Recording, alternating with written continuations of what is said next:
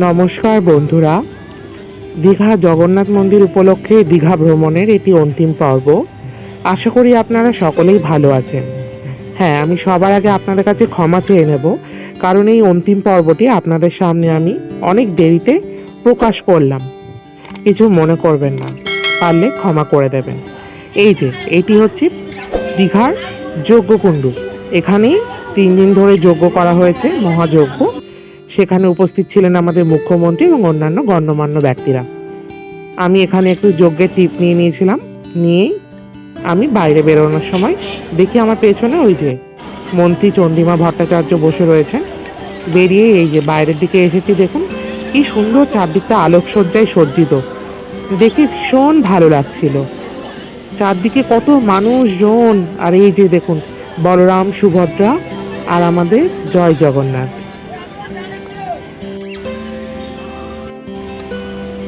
চারিদিকটা আলোই আলোময়, খুব ভালো লাগছিল। আর প্রচুর গাড়ি ছিল। এই গাড়িগুলো সাধারণ মানুষদের জন্য নয়, কারণ যেহেতু আজকের তারিখ অবধি, আজকে 30শে এপ্রিল, আজকের তারিখ অবধি কোনো গাড়ি ঘোড়া চলবে না। এইগুলো সমস্ত যারা গণ্যমান্য ব্যক্তি, ভিআইপি, পুলিশ প্রশাসন, মন্ত্রী মিনিস্টার যারা সবাই ছিলেন তাদের জন্য, এমএলএ এমপি সেলিব্রিটি সবার জন্য। আমি এবার এখান থেকে বেরিয়ে একটু হাঁটতে হাঁটতে ওল্ড দীঘার দিকে যাচ্ছি, কারণ আমার সত্যি কথা বলতে দীঘায় এসে ওল্ড দীঘাতে আর যাওয়া হয়নি। সেদিন দুপুরবেলা মানে গতকাল খুব ক্লান্ত হয়ে গেছিলাম। এই যে ওল্ড দীঘার মোড়ে একটি ভাইকে বললাম মোটর সাইকেলে করে এনে আমাকে ছেড়ে দিল। আমি এখান থেকে হেঁটে হেঁটে যাচ্ছিলাম সামনের দিকে। আর আজকের দিনটা একটু গুমোট গরমও ছিল, ভীষণ গরমও লাগছিল। এই সামনের দিকে হেঁটে হেঁটে যাচ্ছি ওল্ড দীঘাতে। এই দিকটা পুরোটাই বাজার। ওল্ড দীঘাতে আমি এর আগেও এসেছি, মানে বাজার হাট সব এখান থেকেই করেছিলাম। কারণ এখন মানুষজন ওল্ড দীঘাতে অনেক কম, কারণ প্রশাসনের তরফ থেকে এখন বেশিরভাগটাই ওল্ড দীঘাতে সবাই রয়েছে হোটেলগুলোতে। কেন সব প্রশাসনের মানুষজনদের জন্য তো আর কোয়ার্টার বা অন্য কোথাও থাকার ব্যবস্থা করতে পারেনি, কারণ যেহেতু অনেক জায়গা থেকে এসছে, সেই জন্য এখানেই সব হোটেলগুলোতে ব্যবস্থা করেছে ওল্ড দীঘাতে। আর টুরিস্টরা তো সবাই নিউ দীঘাতেই রয়েছে। এই যে আমি বিচের ধারের দিকে এগিয়ে যাচ্ছি। এটা 2 নম্বর গেট বলে, ওল্ড দীঘার 2 নম্বর গেট, বিচ গেট বলা হয় এটাকে। আর এই ডান দিকটা যে সোজা চলে যাচ্ছে এই সমুদ্র বরাবর, এটা পুরো নিউ দীঘার দিকে রাস্তাটি চলে যাচ্ছে। দেখুন লোকজন আছে, কিন্তু কোনো রকম বাতাস নেই। ভীষণ একটা গুমোট গরম, একটা অস্থির অস্থির ভাব। আর এই সাইডটাতে কিছু খাওয়ার দোকান ছিল, কিছু কাবাব, বিরিয়ানি টিরিয়ানি, বিভিন্ন ধরনের মোমো স্টল, অনেক খাবারের দোকান ছিল। আর এই সামনের দিকে আমি হেঁটে যাচ্ছি, এটাই হচ্ছে সামনে মানে ওল্ড দীঘার বিচ। এখন সমুদ্রটা দেখুন অনেক দূরে আছে, যেহেতু জোয়ার এখনো আসেনি, সেই জন্য জোয়ার আসলে তখন সমুদ্রটা অনেক কাছে চলে আসে।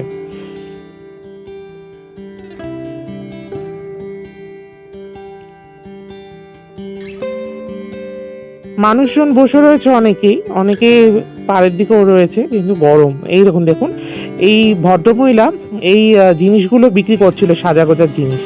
তো ওনার কাছ থেকে আমি কিছু বাড়ির লোকেদের জন্য অনেক জিনিস নিয়ে নিয়েছি। আর তুমি এইগুলো কত বছর ধরে বিক্রি করছো? 5 বছর ধরে। এটা তোমাকে কোথায় আসলে পাওয়া যাবে জিনিসগুলো? কটা থেকে কটা অবধি থাকো?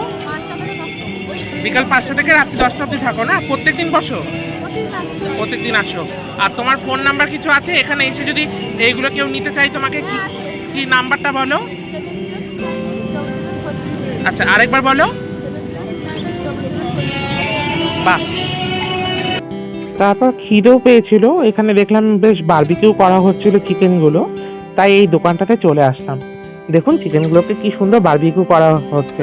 আমার ভালো লাগছিল দেখে, খেতেও ইচ্ছে করছিল, কিন্তু ব্যাপারটা হচ্ছে সারাদিন কিছু খাইনি যেহেতু, তো সেই জন্য ভাবলাম যে মন্দির থেকে এসে আর এগুলো খাবো এখন।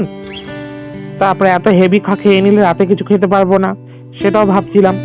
তো ভাবতে ভাবতে এই জিনিসগুলো দেখছিলাম, আমার একটু লোভও সামলাতে পারছিলাম না, ভাবলাম খেয়েই নি। তো এই দোকানটাতে দেখলাম প্রত্যেকটা জিনিসই ফ্রেশ তৈরি হচ্ছিল, আর মানুষজন মোটামুটি নিচ্ছিল। এই দেখুন দোকানটা ইন্দ্রাণী মোমো হাউস, ফোন নাম্বারটাও দেওয়া আছে, আপনারা নিয়ে নেবেন। ফিঙ্গার আছে, এটা 80 টাকা কাটলেট, আর ফিঙ্গার আছে 30 টাকা পড়বে। কাবাব আছে, মালাই রেসি, এগুলো 100 টাকা পড়বে। হরিয়ালি লেগ আছে 130, তন্দুর লেগ আছে 130, এগুলো 130 এগুলো হরিয়ালি কাবাব, টিক্কা কাবাব, রেশমি, মালাই, এগুলো সব 100 করে, আর ওগুলো 130 করে পড়বে। আর এখানে যা যা আছে আর এগুলো ললিপপ 4 পিস 100, আর এটা 8 পিস 100 পকোড়া, লেগ পিস এটা 130 টাকা, আর ওটা ডামস্টিক আছে 80 টাকা, মোমো হবে 70 টাকা করে। তোমাদের দোকান কটা থেকে কটা অবধি খোলা থাকে? সকাল থেকে খোলা থাকে, সকাল কটা থেকে? সকালে 7টা থেকে 2টো অবধি, আর সন্ধ্যা 5টা থেকে রাত 10টা অবধি। আর এমনি রেগুলার আসলে পাওয়া যাবে? Regular। এটা এটা কোন জায়গা? এটা ওল্ড দীঘা 2 নম্বর ঘাট, ওল্ড দীঘা 2 নম্বর নম্বর ঘাট, তাই তো? ঠিক আছে। জিনিসগুলোর দাম জিজ্ঞেস করে এই যে কিছু খাবার নিয়ে আমি সমুদ্রের ধারে এসে বসলাম। ওরা সুন্দরভাবে প্যাক করে দিয়েছিল, তো বেশি কিছু নিইনি, সামান্য কিছু পাকোড়া নিয়েছিলাম। ওরা স্যালাড ট্যালাড সস টস সব দিয়েছিল, সুন্দর করে প্লেটও দিয়েছিল। আমি সমুদ্রের ধারে সমুদ্র দেখতে দেখতে এই দেখুন খাবারগুলো খাচ্ছিলাম, দেখতে পাচ্ছেন? খাবারগুলো তবে ফ্রেশ ছিল। খাবারটা খেয়েই আমি উঠলাম, উঠে নিয়ে একটু আবার নিউ দীঘার দিকে হাঁটতে শুরু করলাম, কারণ এখান থেকে নিউ দীঘা প্রায় 6.5 কিলোমিটার। যেহেতু গাড়ি ঘোড়া চলছে না, আমি ভাবলাম আবার রোড হয়ে যাব, তো ভাবলাম এই সমুদ্রের ধার ধার দিয়েই হাঁটতে শুরু করি। তো সমুদ্রের ধার দিয়েই আমি হাঁটা শুরু করলাম। দেখুন চারদিকটা কি সুন্দর লাগছে, মানে পুরনো দীঘা আর এখন যে মানে পুরনো দীঘার যে সৌন্দর্য আর বর্তমান দীঘার যে সৌন্দর্য, সেটার মধ্যে এখন আকাশ পাতাল পার্থক্য। মানে আমাদের বর্তমান সরকার দীঘাটাকে এত সুন্দর করে সাজিয়েছে, এই রাস্তাটাও নতুন সরকার এসেই করেছে, আগে এই রাস্তাটা ছিল না। মানে কিন্তু একটা জিনিস কি বলুন তো, নিউ দীঘাতে যেরকম সমুদ্রের ধারে প্রচুর পরিমাণে বাতাস বয়, ওল্ড দীঘাতে কিন্তু একটুও বাতাস নেই সেভাবে, মানে পর্যাপ্ত বাতাস একদমই নেই। আর পাশে ওই যে আমার পেছনে দেখতে পাচ্ছেন, ওটা ওয়াচ টাওয়ার তৈরি হচ্ছে, এখনো কমপ্লিট হয়নি।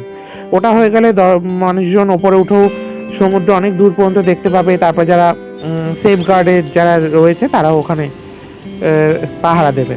আর ওই যে সামনে যেটা দেখছেন, ওই যে গোল্ডেন কালারের, ওটাই হচ্ছে পুরনো জগন্নাথ মন্দির দীঘার।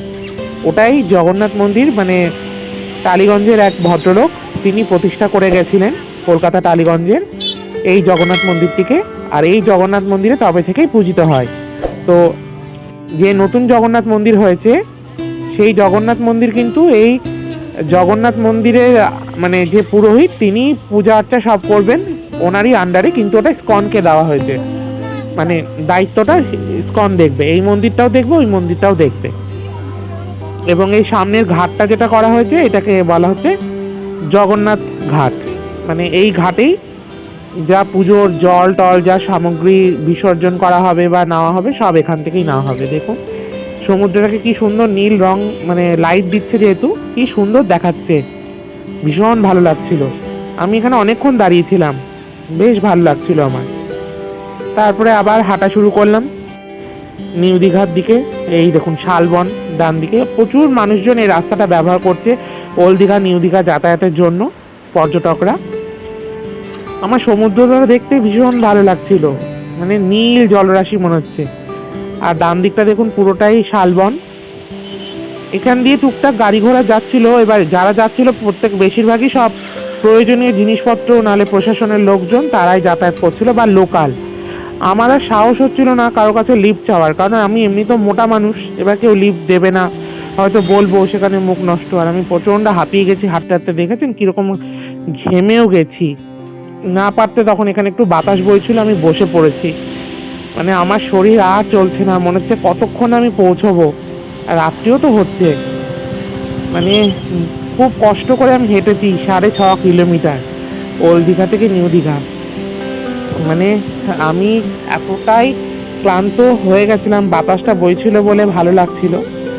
আর আপনারা তো সঙ্গে আছেন, তার জন্য আমি হাঁটতে হাঁটতে মানে পৌঁছে যাচ্ছিলাম প্রায় কাছাকাছি। আর দূরের সেই নিউ দীঘার লাইটগুলো দেখছিলাম, আর মনে হচ্ছে যে এই বুঝি পৌঁছে গেছি প্রায়।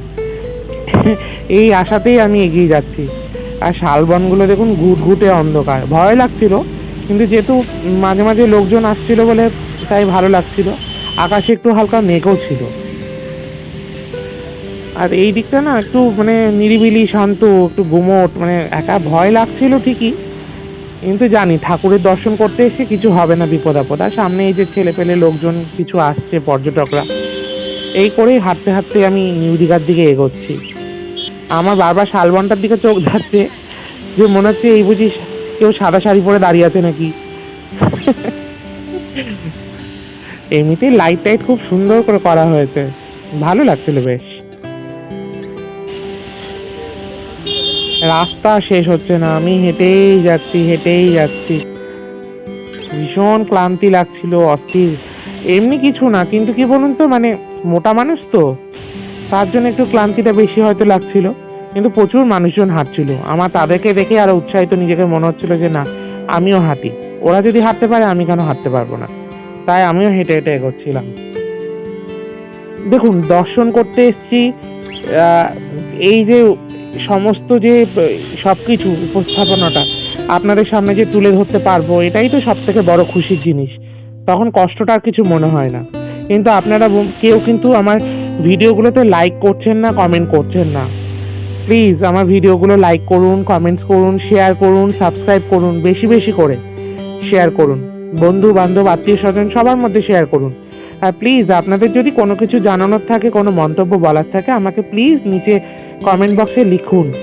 বা আমাকে ইনস্টাগ্রাম বা ফেসবুকেও আপনারা ফলো করতে পারেন, সেখানেও জানাতে পারেন, কোনো অসুবিধে নেই। নিউ দীঘা এসে এই যে বসলাম, এখানে ভীষণ বাতাস বইছিল, মনটা যেন মনে হচ্ছিল সত্যিই আমার জুড়িয়ে যাচ্ছে।